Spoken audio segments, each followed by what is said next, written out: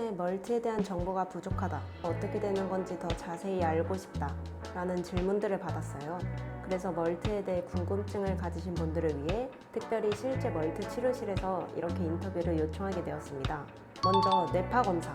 EEG가 중요한 이유는 무엇인가요? 결론적으로 EEG의 데이터로 분석을 하고 치료의 효과가 좌우될 핵심적인 과정이기 때문입니다. 부모님들은 뇌파 결과지가 중간 체크나 성적표 정도로 생각하시는 경우가 있는데 아이에게 정확하게 맞는 프로토콜을 만들려면 정확한 EEG 측정이 아주 필수적입니다. 치료 효과를 극대화하기 위해서는 많이 연습하고 자연스럽게 찍을 수 있도록 도움을 줘야 된다고 합니다. 멀티 치료에서 개인마다 프로토콜이 다르다고 하던데 정확히 어떻게 설정되나요?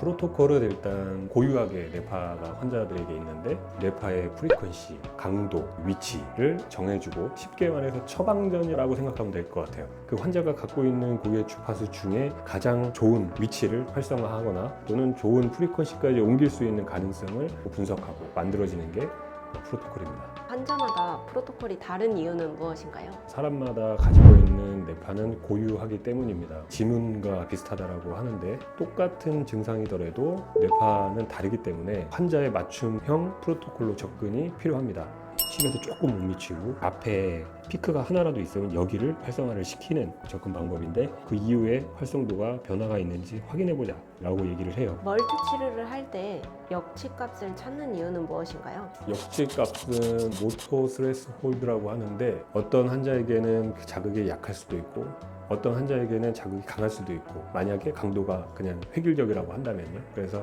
그 환자에게 가장 알맞는 강도를 찾아내는 게 최적의 효과를 위해서 필요합니다. 중요하고요. 어떻게 찾나요? 본사에서 교육한 그 공식으로 부위를 설정을 하고 환자는 주먹을 꽉 쥐었다가 피면서 정한 위치에 자극을 했을 때 신경 반응을 최소한의 자극으로도 신체 반응이 나타나는 지점을 찾는 방법입니다. 치료마다 달라질 수 있나요? 치료를 받을 때 그런 자극이 익숙해지면 역치값은 자연적으로 내려가게 됩니다. 그래서 초기에 환자가 갖고 있는 역치값으로 계속 치료를 해야 그 효과가 유의미하다고 합니다. 멀티와 일반 TMS 치료와의 차이점은 무엇인가요? 일반 TMS는 고정된 주파수로 모든 환자에게 동일한 프로토콜로 표준화된 방식으로 치료를 하게 됩니다. 멀트는 똑같은 우울증 환자더라도 10명이 있으면 10명 다 다르게 프로토콜이 생성이 되는 게 가장 차이가 큽니다.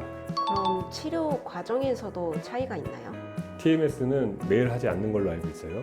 근데 멀트는 매일 하는 방법이 다르고요. 일반 TMS는 한번 치료하면 치료 끝날 때까지 그냥 동일한 프로토콜로 가지만 멀트는 먼저 뇌파 측정을 반드시 해야 되고요. 10회마다 뇌파를 다시 측정해서 필요에 따라 자극의 강도와 주파수를 조정하게 되고 발달된 뇌파에 더 많이 발전할 수 있게끔 새로 제공해주면서 치료가 진행돼 간다는 게 차이가 있습니다. 그래서 멀트의 장점은 무엇인가요? 여러 사람들의 뇌파 상태를 보고 생성되는 프로토콜을 보면 이론과 정확하게 맞아떨어지게 프로토콜이 생성이 되고 있어서 물리적으로 이거는 정확한 접근 방식이 명확하다라고 생각합니다. 같은 증상을 가진 환자라도 각자 뇌 상태에 맞춰 프로토콜을 조정하기 때문에 더 세밀하고 효과적인 치료가 가능합니다. 10년 이상의 경험이 있어서 과거에도 멀트도 축두엽이나 후두엽에 직접적으로 자극하는 방법을 썼었는데 그 부작용이 굉장히 심각해서 그것보다 더 좋은 효과 그리고 부작용이 없는 부위 찾아냈고 어느 치료보다도 좀 명확하게 효과가 나올 수 있는 방법을 고안해낸 사실이 있습니다. 미국에서만 데이터를 분석하고 프로토콜이 생성된다는 공신력이 매우 큰 장점이라고 생각합니다.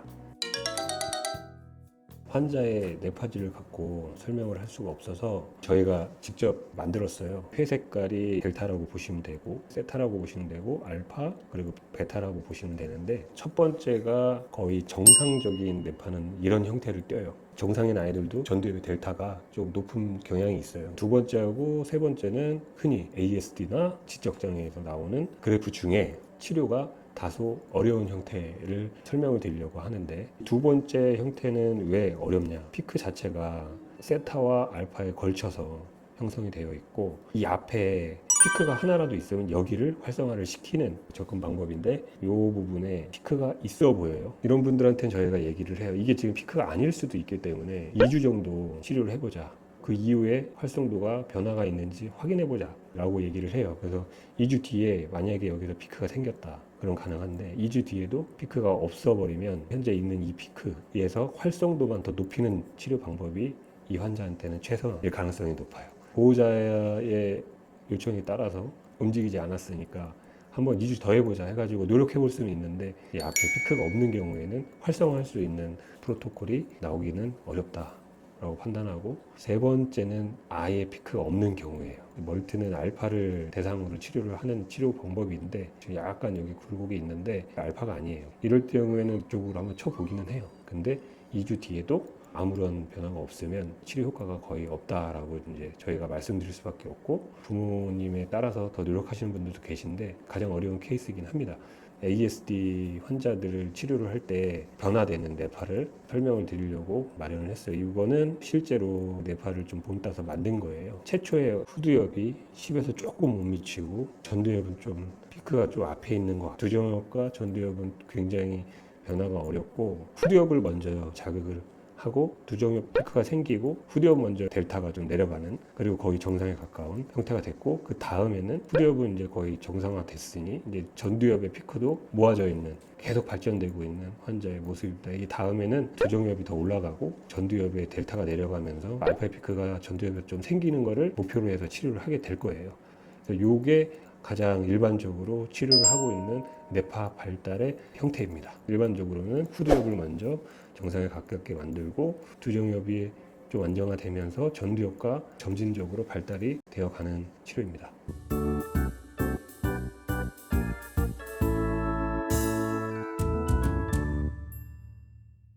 발달장애 아동 부모님들이 활동하고 있는 카페가 있다고 해요. 그 카페에 가입되어 있으신가요?